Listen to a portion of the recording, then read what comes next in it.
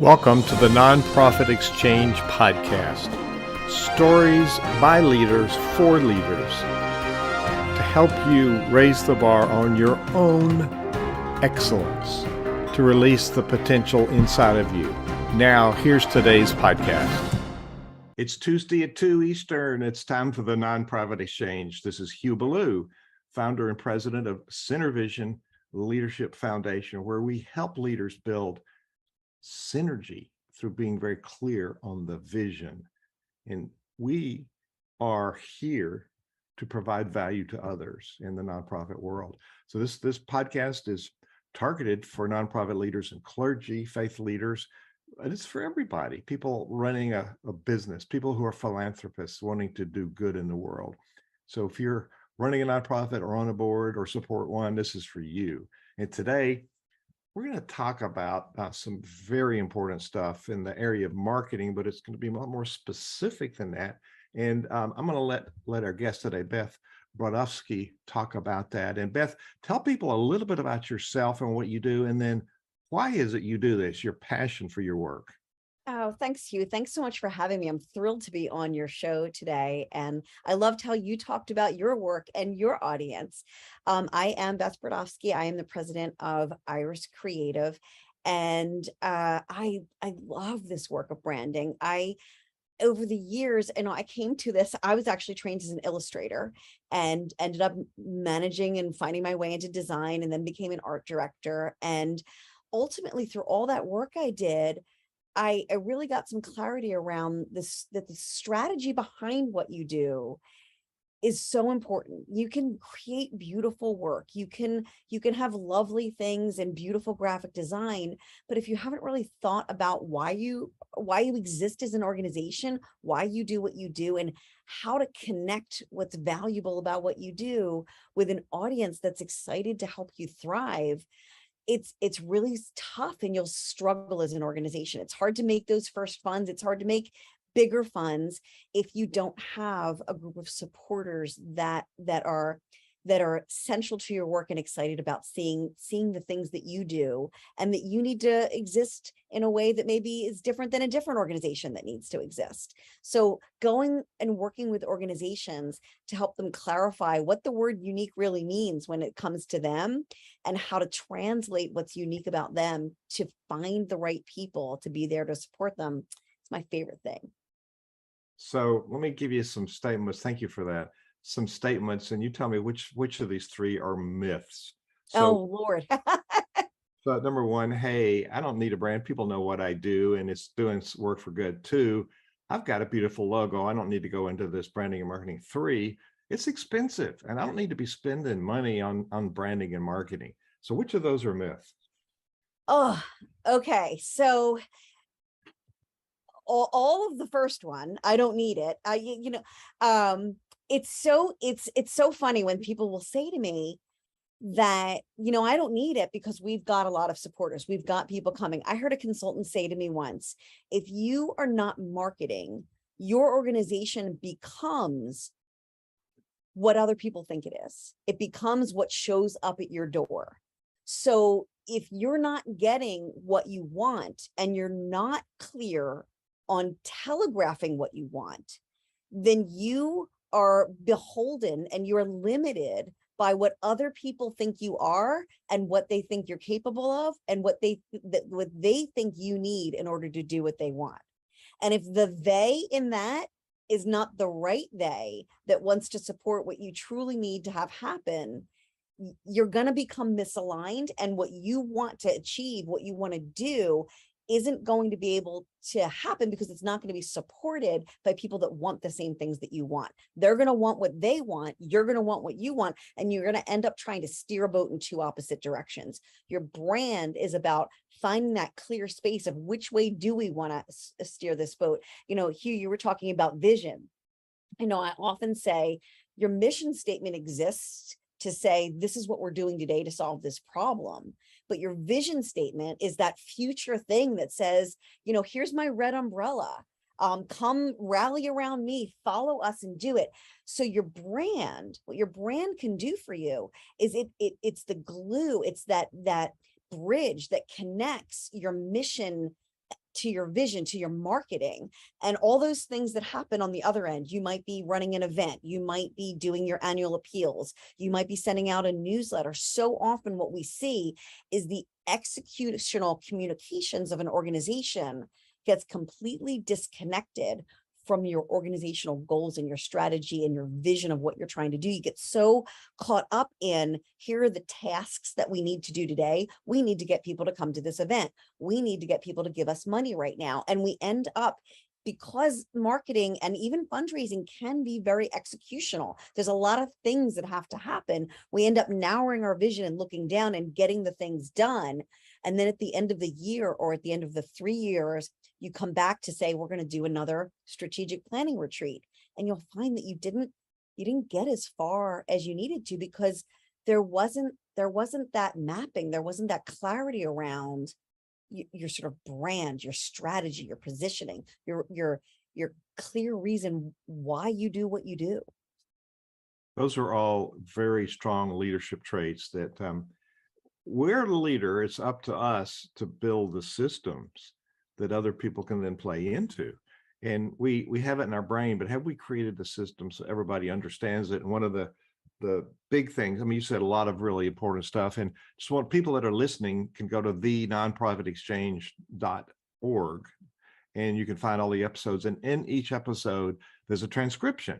So all these great sound bites that went by really fast, you can go back and you can choose to look at those and copy those, because those are really critical pieces of information. So Beth's here as a passion to share her wisdom with you, but those are areas that we skip over, and later we create confusion and we wonder why there's confusion, and we blame other people, when in fact it's what we set up by not creating the system for people to be very clear on your value proposition.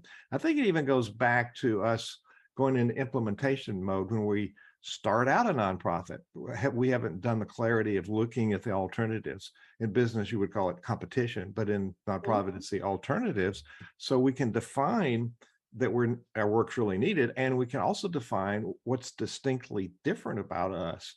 So in our strategic planning process in Center Vision, we call it a solution map. Where do you want to be and how you're going to get there? We define, what are the alternatives, what problem are we solving, and what's unique. So that's our unique value proposition. Mm-hmm. Then I think as a place that you can then move us forward to then create the brand. There's different facets of brand, like the brand image, the brand promises. There's other facets of branding. So talk a little bit more about how you take what we've prepared in a strategy and move it into clarity of brand. I think that's so important to talk about, because so often when we see a strategic plan, there'll be, a bullet list on strategic plan that says branding, right? We need to get us some branding.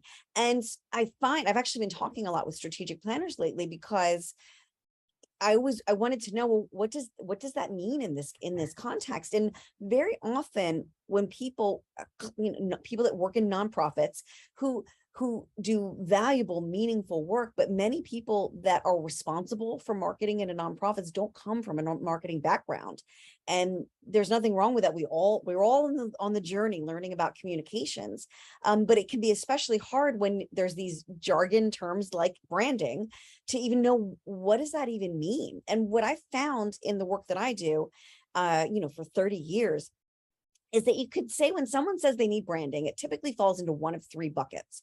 One bucket is, you mean brand awareness. You want everyone to know about you. You want more exposure. You want, everything. The challenge with brand awareness is that you still need to say, what do we want people to be aware of us for? Just having people know that you exist is great, but it's really step one. And so it's kind of like, you kind of have to ask yourself, so once we've caught their attention, and then, how do we prove to people that we're the perfect people to solve the problems that they want to solve? I am a firm believer that there is no such thing as an audience of everyone. Even Hugh, when you talked about this organization, this podcast, this work you do, you said we target these groups of people. everyone could be interested in this. There's nothing in this that's against everyone. Of course, you want as many people as possible to be exposed to this content and listen to it, maybe some volunteers, but you have people that I would say, we call it people who are in the center of your circle, people that if you don't capture the attention of those people in the center of your circle, you might have trouble thriving as an organization. And so you have to prioritize the people who you need to thrive over the people that you would like to have. What happens a lot of times in marketing without a branding framework, without a strategic eye on your marketing, we end up diverting our attention and our energy to the everyone, to the people. Imagine you have a target in front of you and you're shooting at that target, but instead of aiming at the middle of the target, you're aiming at the outside edge of the target because you want to get everyone. What actually happens though is when you're aiming at the edge of a target, you're more likely to miss the target entirely. You're so broad, you're so wide, you end up having to speak in generalities because you want everyone from the media to the government to volunteers to constituents to low-level donors to high-level donors. And you end up, I often say you market like there's a sale on commas. If you'd like to give us $10 or $5 or $1 million, we're the perfect organization for you because we're perfect, right? We can't exist through hope marketing. Wouldn't it be great if we got on Oprah? You know, and so we have to think about, so awareness is a deep need that we all feel. We all want to be known. We all want to be seen, but getting that awareness and then being able to capitalize on it is deeply benefited by having some brand clarity. So that's one thing that people think about. The other thing people often talk about when they mean branding is things that I would call brand identity, the window dressing, the visual aspect of your brand, your logo, maybe your business cards, sometimes even your website. People will often call all of these things our branding, your colors, your graphic design, how things look. It is absolutely a factor of branding, but it's the graphical side. So those things, the purpose of your logo, your website, is to capture people's attentions, help build recall, but also help people remember you for the right things, help people to understand you and value you. And so it's a visual hook to tell people who you are. So the third kind of branding is strategic branding. That's the piece where you figure out all of these things. And so our process that we use, we call it AMIE. And AMIE is AMIE, and it stands for audience, message, image, and experience. And so when we talk about brand identity, we're typically living in the space of image, you know, your brand image and how that looks. Sometimes people will then say, well, we know we have problems with our image, but we need to improve our messaging. We need better messaging. And the thing that I always want to respond is, to whom are you messaging? Who are you speaking to? If you don't understand the values, the things that are important to the people that you're speaking to, how are you going to help them to care about you and eventually take the actions that are important to you? So A is for audience, M is for message, I is for image, and then E is the experience. Because we often think, well, now we've done all this strategy, we've figured out who our audiences are, we're now beautiful, we've got a great new website, ta-da, we're done branding. But you're not. We have to remember that every interaction that we have with people, every program that we have, every event that we create is building up people's experience of who we are. The brand itself, even though we do branding, the actual brand lives in the hearts and minds of your constituents. It doesn't actually exist other than how people internalize what you're saying to them. So the branding process is about figuring out what's best about us. What are we magically great at? What are we better than anybody else at creating in the world? And who's an audience that really, really is going to help us get there, that really wants to do the same things we want to do? That space where those two things intersect, that's where you start finding your brand. So that's a lot of data. So I want to remind people that you can get all this transcription on the site. It'll be there within a day of when we're doing this interview. But if you listen to this anytime in history, it's still relevant.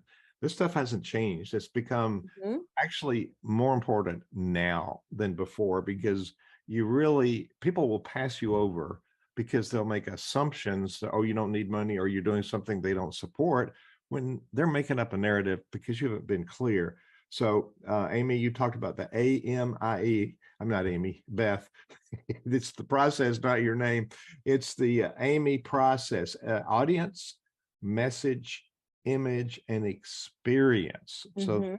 those are really four important places. We can't tell you how often people say, "Oh, we've got our branding done. Look, it's the colors and the logo. Isn't that great?" Mhm. So, yeah. Yep, I hear that all the time too. Or I also hear, "Oh, we totally know our audience. They're millennials." So when you start out, talk a little bit about the necessity and the methodology of doing the research to determine your audience. Yeah, and so it's it's great working with nonprofits. One of the awesome things about working with nonprofits is that you have data. You have wonderful databases that track not just who has shown up, but what they've done. And so the things that the place that we always start is asking this seminal question: what do you need people to be doing in order for you to thrive as an organization? So, what do you need people to do in order for you to thrive? So, that can create a huge list. So, we call that list desirable actions.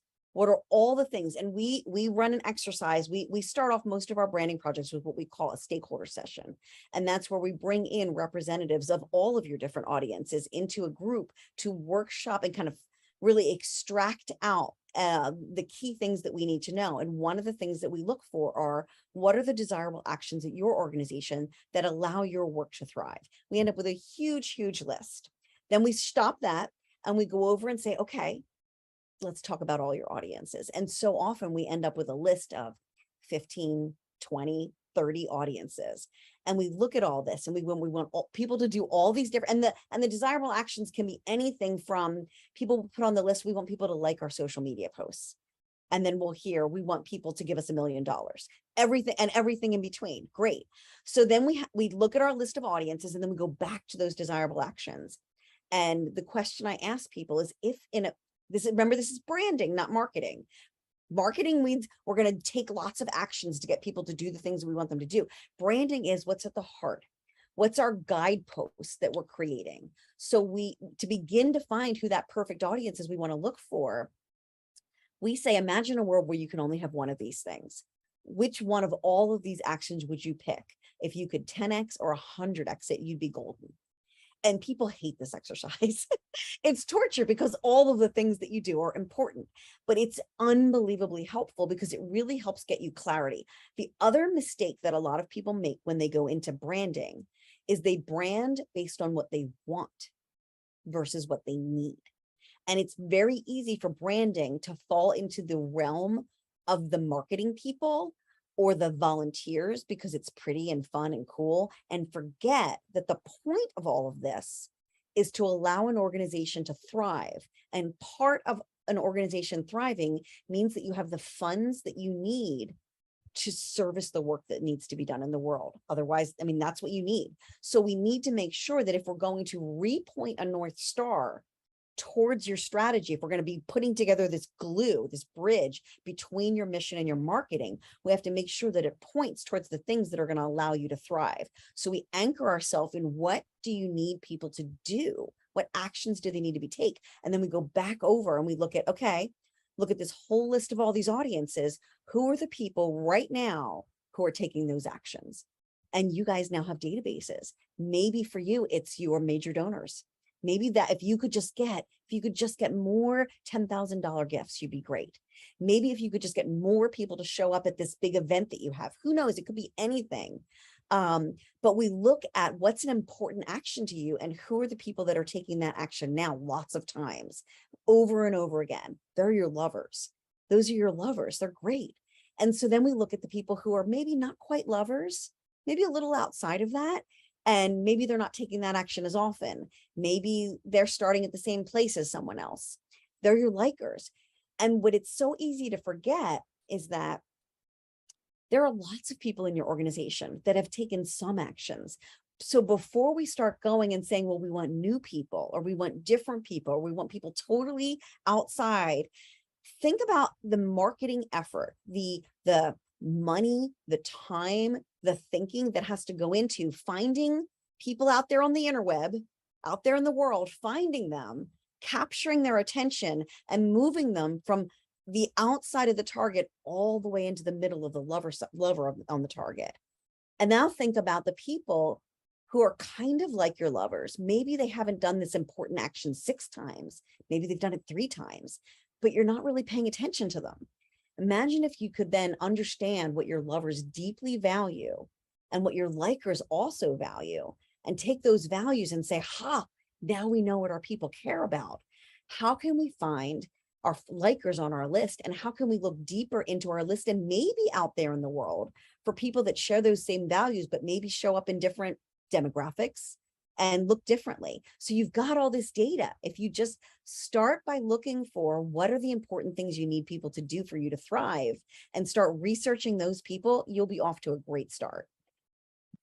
Oh, that was so helpful. It's like we just had a whole course on branding. I'm teaching one of those right now. Well, and you didn't need to tell us what your passion was, because we can feel it.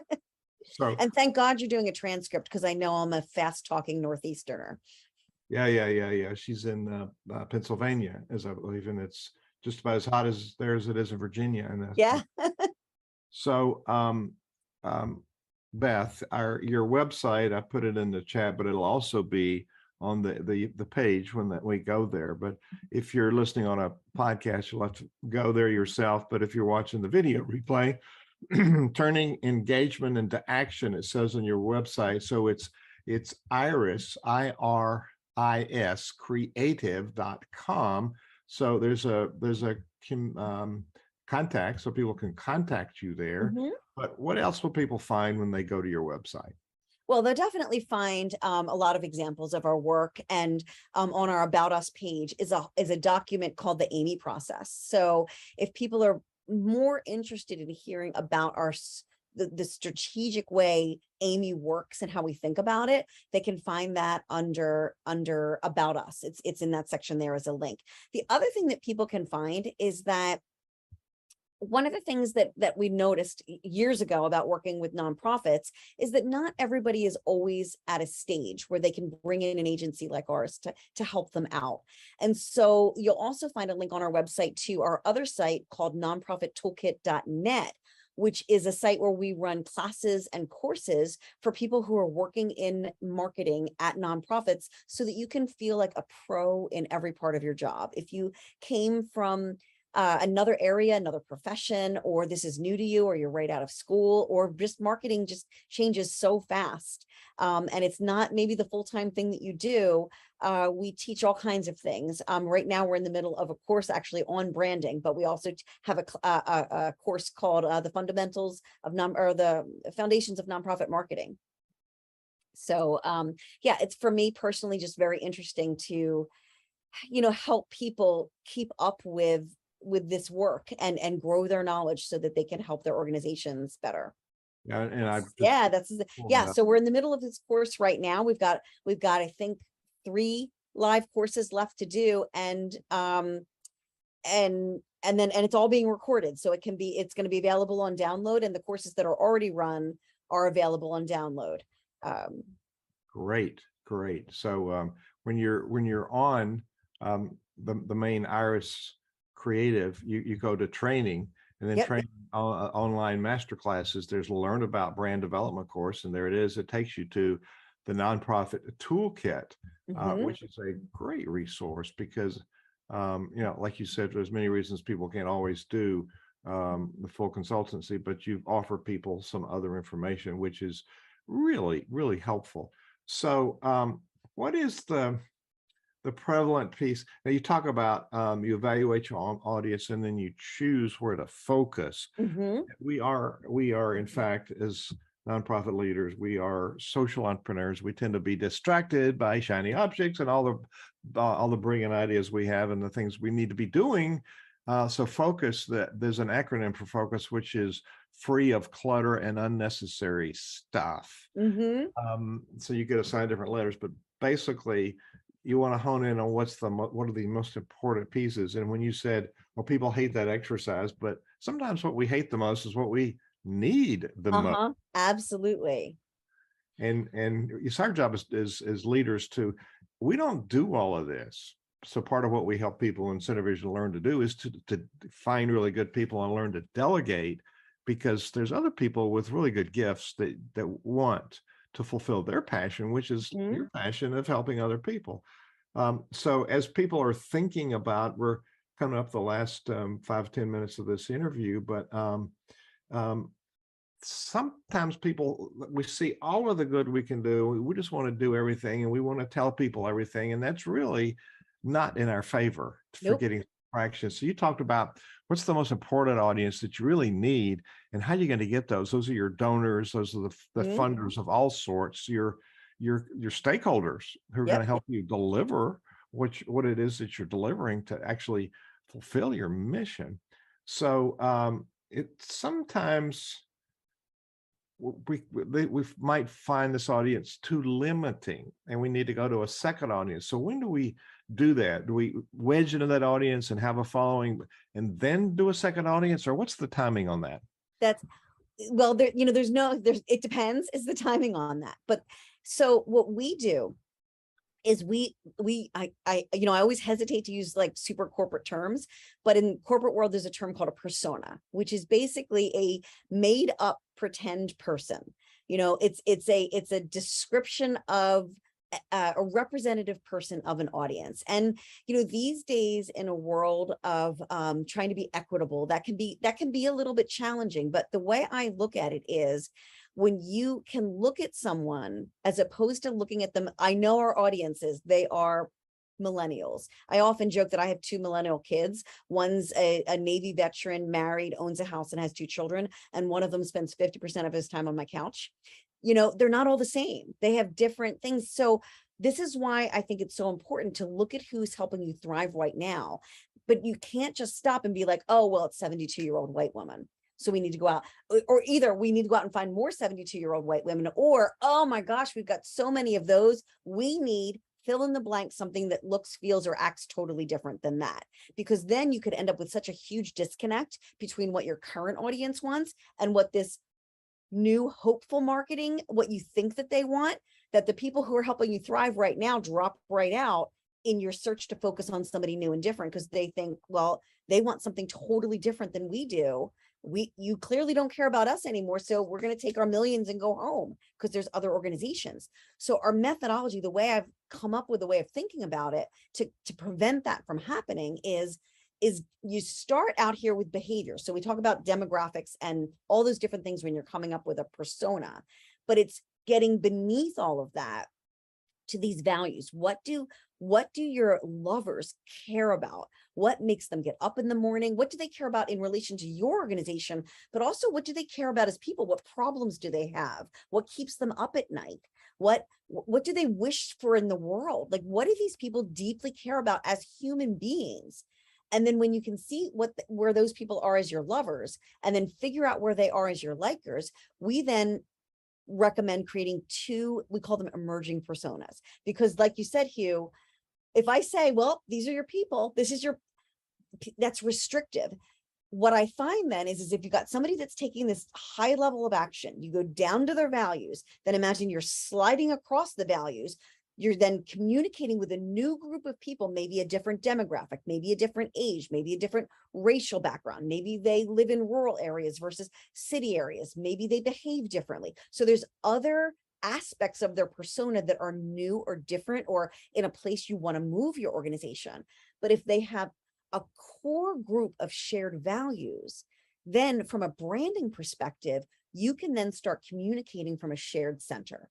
And then all your communications will function like spokes on a wheel coming out of a strong central hub, and you can act like the same organization everywhere. Not everyone has the capacity to do segmented marketing in every place that you do it. And if you're like, for example, I posted something on LinkedIn the other day because I closed out a LinkedIn meeting.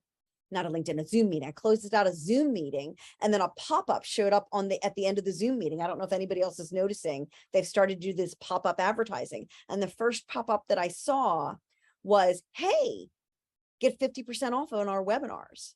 And as a brander, my first reaction was, I've been a webinar customer for 4 years.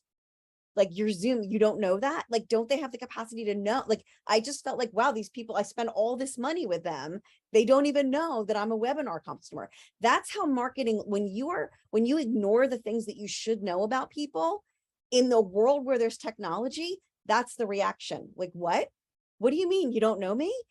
When you can communicate from a place of known, but that Zoom should have the capacity to figure that out. Not all of nonprofits have those tools or capacities, but when you're communicating from shared values, you can speak to more different demographic or behavioral graphics from this same place of values. And it feels less like that. It feels less like, wait, what? Why are they saying this to me? And it prevents you from feeling like, and I'm sure a lot of you that are marketing feel this way, that you're filling up one bucket and it's bleeding, and then another bucket, and they're all disconnected. And somebody will walk into your office, a volunteer says, we don't have anything for, and there's some random group out there that they've decided we now need to target. And you end up dropping everything that you're doing, racing over and coming up with something perfect for this group that's out there. And it's all disconnected. And you end up just really getting exhausted.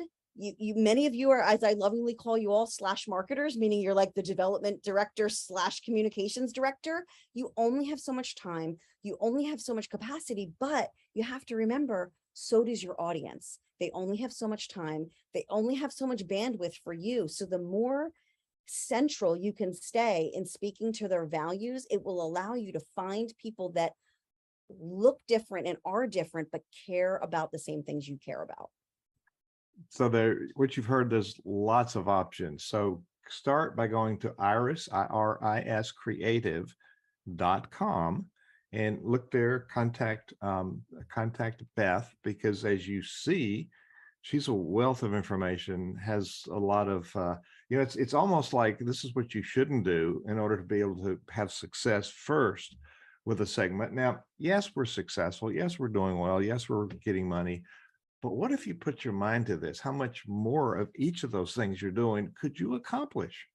And could you lower the stress in your life if you created systems around that? So Beth, you've given us a lot to think about today and a lot of really useful information. So I want to remind people to go to iriscreative.com, and there's a contact and a lot of really good information. So what do you want to leave as a closing thought with all the wealth of information you've given us? What's the most important thing for people to think about now about brand?